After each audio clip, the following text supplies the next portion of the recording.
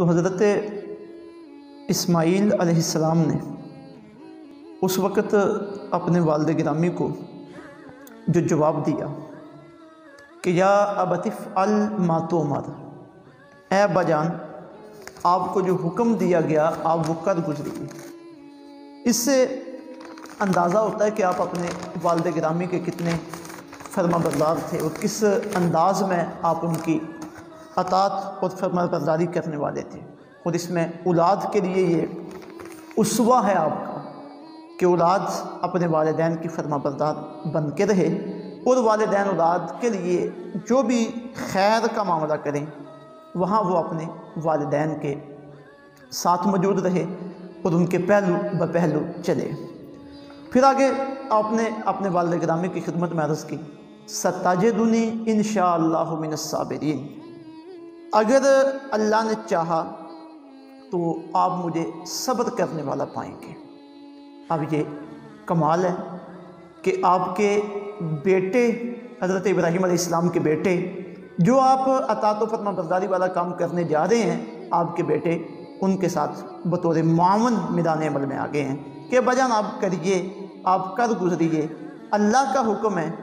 آپ مجھے اپنے ساتھ کھڑا پائیں گے، جو میرے لائق ہے میری طرف سے اس میں آپ کو کوئی پریشانی کا سامنا نہیں کرنا پڑے گا۔ ستجدنی انشاءاللہ من الصابرین، اگر اللہ نے چاہا تو آپ مجھے صبر کرنے والوں میں سے پائیں گے۔ یہاں جس طرح اولاد کے لیے اطاعت و فرما برداری والدین کا اسوہ سامنے آ رہا ہے، وہاں ایک شرعی بات بھی یہ سامنے آ رہی ہے کہ انسان جو بھی کام کرنا چاہے مستقبل میں، کل پرسوں، اس کے بعد کچھ وقت کے بعد، تو انسان کی توجہ اپنے رب کی طرف ہونی چاہیے کہ یہ کام میں نے کرنا ہے، لیکن کروں گا تب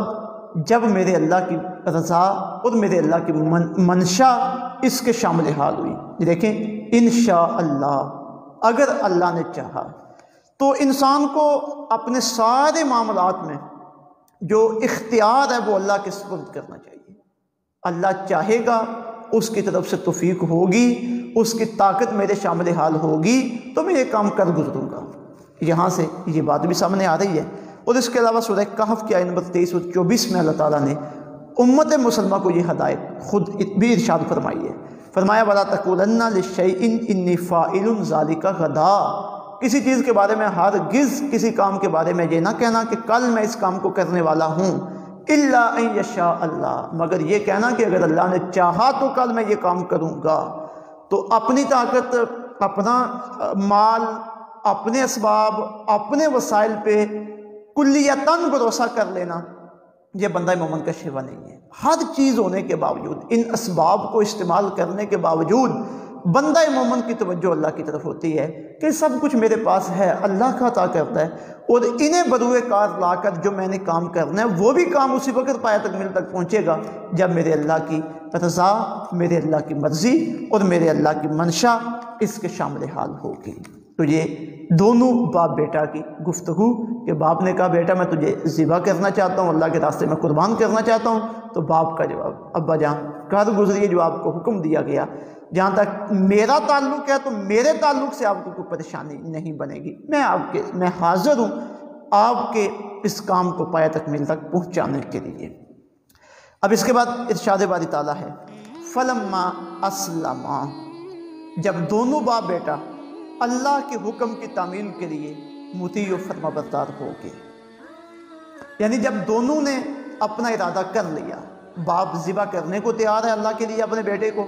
اور بیٹا اللہ کے لیے ذبح ہونے کو تیار ہے، جب یہ کیفیت بن گئی وَتَلَّهُ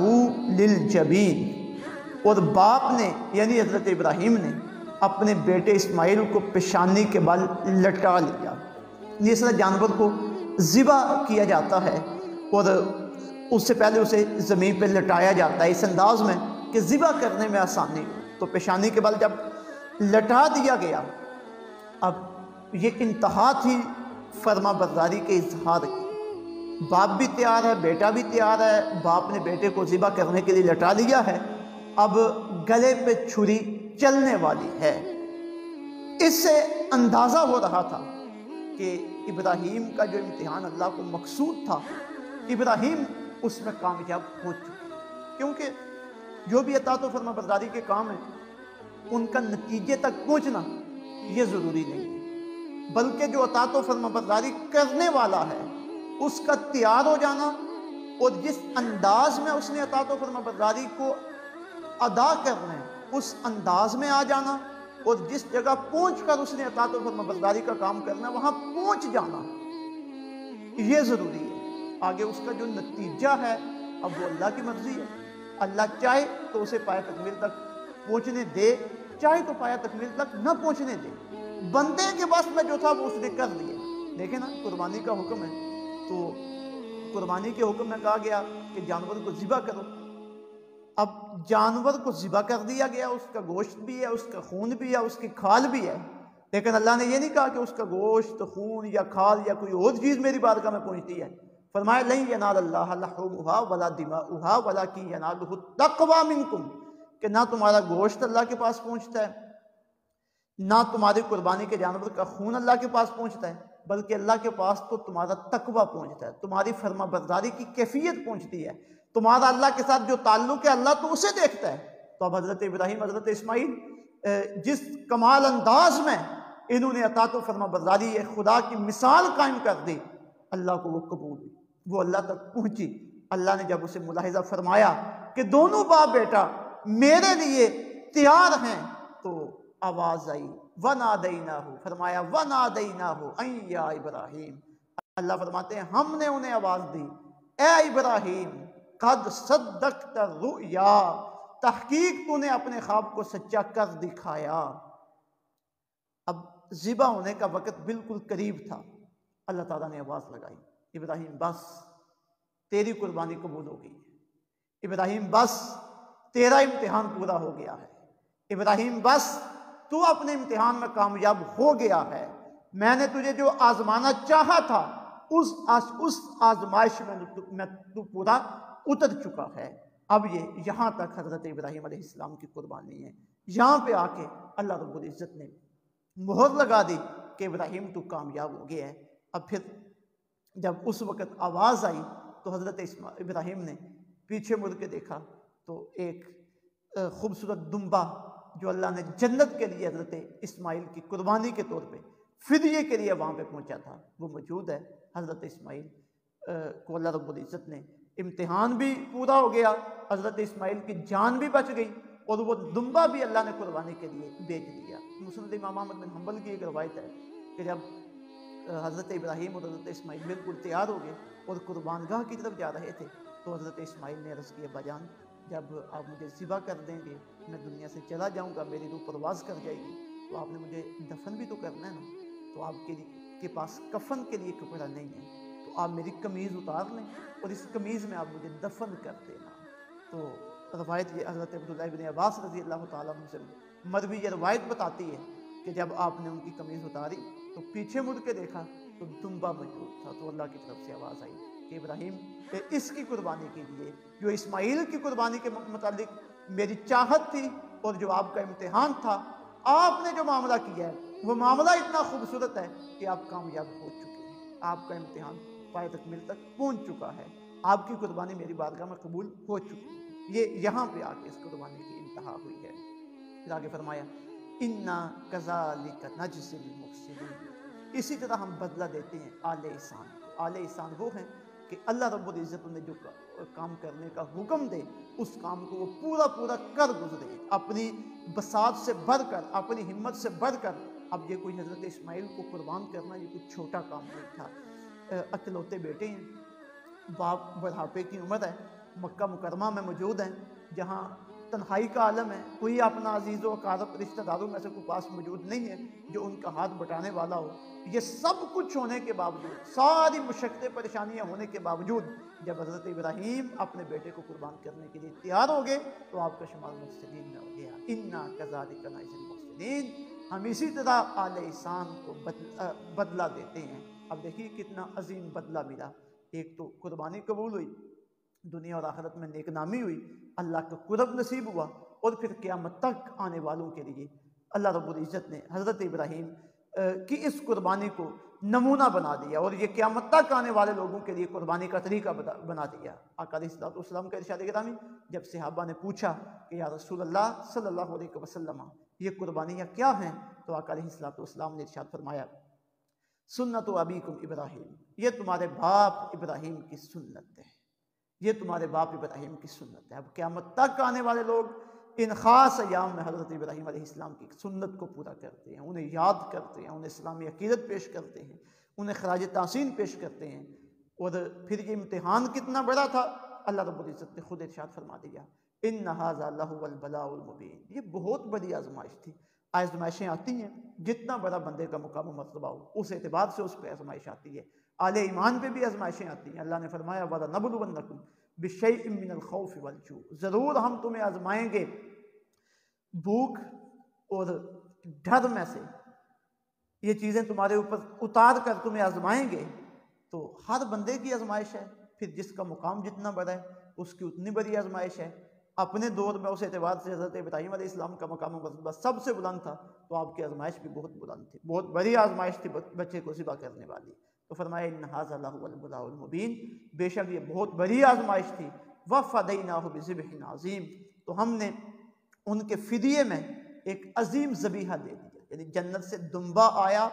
جو اب جنتی چیز بہت عظیم چیز ہوتی ہے، وہ آپ کی جگہ پہ اسے ذبح کیا گیا، اور پھر قیامت تک یہ طریقہ بنا دیا گیا قیامت تک آنے والے لوگوں کے لیے۔ فرمایا کذالک نجزی المحسنین، اسی طرح ہم بدلہ دیتے ہیں اسی طرح ہم جزا دیتے ہیں احسان کرنے والوں کو، محسنین کو۔ وَفَدَيْنَاهُ بِذِبْحٍ عَظِيمٍ، اور ہم نے فدیہ دیا ان کی جگہ عظیم ذبیحہ کے ساتھ۔ وَتَرَكْنَا عَلَيْهِ فِي الْآخِرِينَ، اور ہم نے اسے باقی رکھا بعد میں آنے والے لوگوں کے لیے۔ سلام علی ابراہیم، سلام ہو ابراہیم پر، یہ سلامتی بھیجی جا رہی ہے حضرت ابراہیم پہ، انہیں سلام بھیجا جا رہا ہے، پھر آگے آنے والی مشقتوں سے انہیں محفوظ قرار دیا جا رہا ہے۔ کذالک نجزی المحسنین، اسی طرح ہم بدلہ دیتے ہیں اہل احسان کو۔ انہ من عبادنا المؤمنین، بے شک وہ ہمارے مومن بندوں میں سے تھے۔ وبشرناہ باسحاق، اور پھر اس کے بعد ہم نے انہیں بشارت دی اسحاق کی، نبیًا، جو نبی بھی ہوں گے، من الصالحین، اور صالحین میں سے ہوں گے۔ یعنی حضرت پہلے آپ کے اکلوتے بیٹے تھے حضرت اسماعیل، پھر جب اس کامیابی میں اب پورا اس امتحان میں اب پورا اترے، کامیاب ہوئے، تو اللہ نے ایک دوسرے بیٹے کی بشارت دی جن کا نام حضرت اسحاق ہے۔ وبارکنا علیہ وعلی اسحاق، پھر ہم نے اسماعیل میں بھی برکتیں رکھی، اسحاق میں بھی برکتیں رکھی، یعنی اسماعیل کی نسل بھی آگے بڑھی،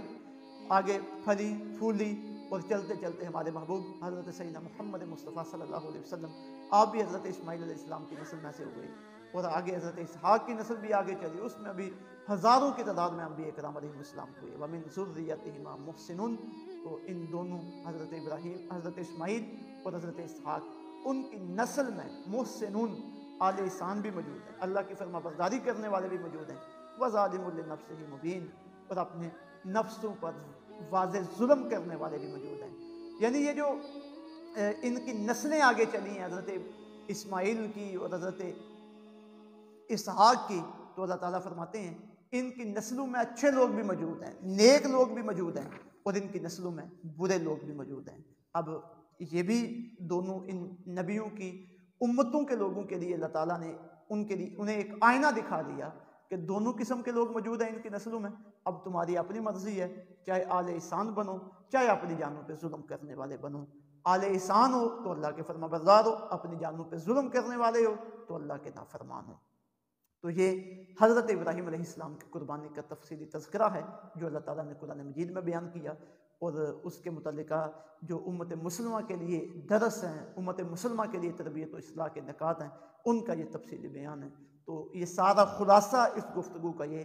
کہ یہ آیات طیبات، یہ قربانی کا موقع ہمیں اللہ کی اطاعت سکھاتا ہے، اللہ کی فرما برداری سکھاتا ہے، اللہ کے سامنے جھک جانا سکھاتا ہے، اللہ کے لیے سب کچھ قربان کرنے کا جذبہ سکھاتا ہے، اپنی جان تک قربان کرنے کی آمادگی سکھاتا ہے، اور